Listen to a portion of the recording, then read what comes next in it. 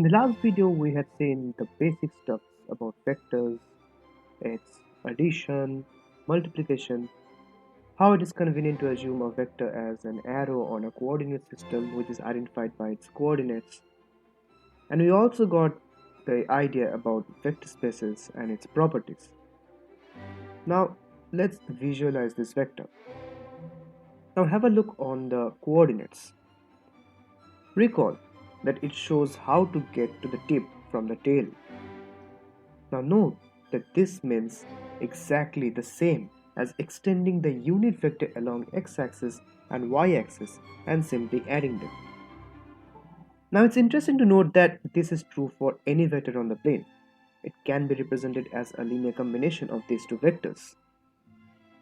These two form the basis vectors of this space, which is a 2D plane in this case.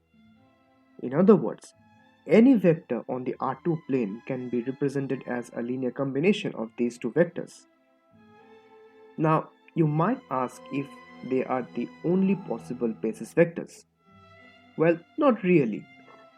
We can take any set of vectors which are just sufficient to represent any point in the space, like in this example.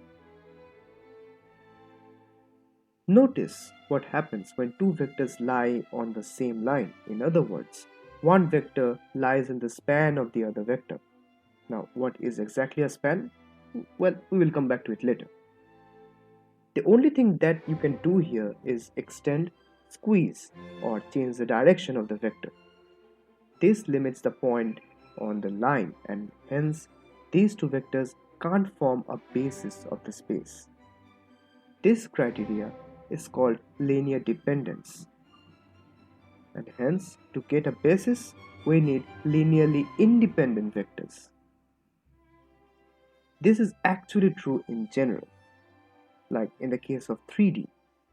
Notice that two vectors can represent all points on a plane.